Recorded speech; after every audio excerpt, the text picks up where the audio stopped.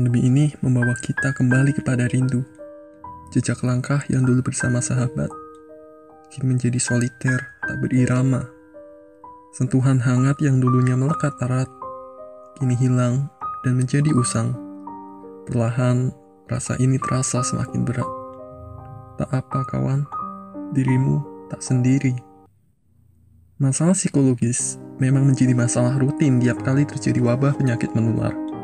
Harus isolasi, jauh dari teman, kesepian, bosan, dan perasaan mengganggu lainnya.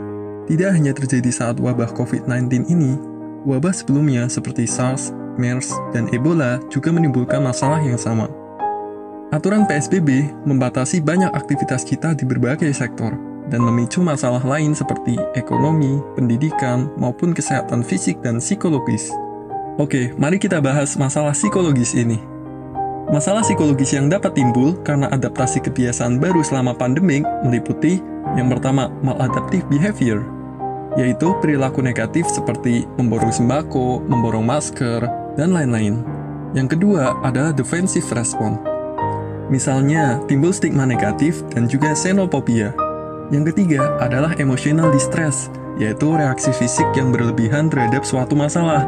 Oke, sekarang kita akan lebih berfokus membahas emotional distress ini. Adaptasi terhadap perubahan yang terjadi dalam menjalankan aktivitas keseharian yang baru bukan merupakan hal yang mudah. Kesulitan menghadapi perubahan ini dapat meningkatkan stres. Selain itu, melihat banyaknya informasi tentang COVID-19 dari berbagai platform juga dapat menyebabkan intensitas stres yang bertambah. Apalagi bagi orang-orang yang rentan terinfeksi seperti orang tua karena mereka memiliki imun yang lemah, tenaga kesehatan yang selalu terpapar dengan pasien, dan juga orang yang memiliki gangguan psikologi sebelumnya. Tentunya mereka lebih rentan mengalami stres.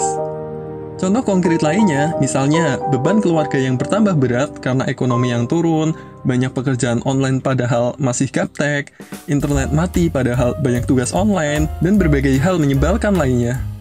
Semua itu tidak sesuai dengan apa yang kita harapkan dan membuat kita menjadi stres. Berdasarkan teori stres yang dikembangkan oleh Hans Selye, stres yang terjadi pada seseorang memiliki 3 tahapan, yaitu yang pertama tahap alarm. Saat ekspektasi tidak sesuai dengan realita, tubuh kita seakan-akan tidak terima dan mengeluarkan respon fight or flight alias aktivasi saraf simpatis yang membuat rasa deg-degan, cemas, sakit kepala, dan lain-lain. Selain itu, juga dikeluarkan hormon kortisol yang bersifat imunosupresif alias menurunkan sistem imun. Tahap yang kedua yaitu tahap resistance. Tubuh akan menahan dan mengkompensasi dengan cara aktivasi saraf parasimpatis untuk mencoba mengembalikan banyak fungsi fisiologis ke tingkat normal kembali. Tahap ini merupakan cara tubuh untuk melawan stres. Tahap yang ketiga yaitu exhaustion atau kelelahan. Saat stres tetap berlanjut melampaui ambang yang dapat diterima tubuh, organ tubuh akan menjadi kelelahan dan rentan terhadap penyakit seperti hipertensi, diabetes mellitus, dan lain-lain, bahkan sampai kematian. Gejala terjadinya stres ini dibagi menjadi 3, yaitu yang pertama gejala fisik. Gejala fisik ini akan menimbulkan manifestasi berupa sakit kepala, masalah pencernaan, kurang tidur, dan sebagainya. Yang kedua adalah gejala mental. Gejala mental bisa berupa peningkatan kemarahan, frustasi, depresi, dan lain sebagainya. Dan yang ketiga adalah gejala pekerjaan, yaitu berupa menurunnya produktivitas kerja. Stres ini sebenarnya tidak sepenuhnya negatif loh.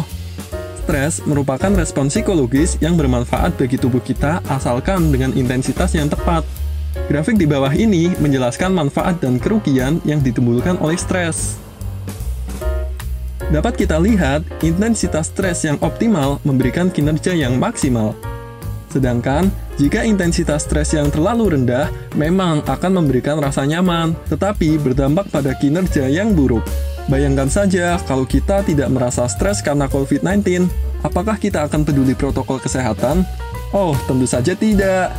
Sebaliknya, bila intensitas stres terlalu tinggi akan menimbulkan kinerja yang menurun dan dampak negatif terhadap kesehatan.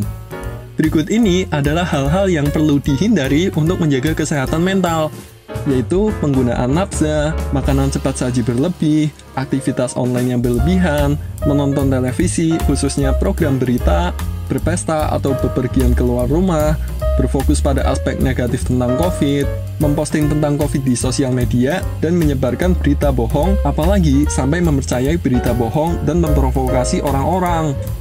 Meskipun stres ini bisa bertambah parah, tetapi tidak perlu terlalu khawatir. Bila kita memiliki mekanisme coping stres yang baik, stres ini tidak akan bertambah parah. Nah, berikut ini tips untuk coping stres.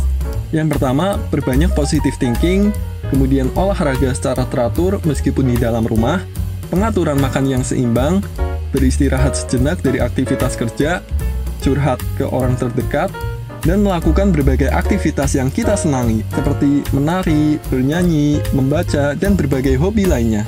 Apabila teman-teman tidak dapat mengendalikan stres, dan stres bertambah buruk, sebaiknya segera konsultasikan ke dokter atau psikolog.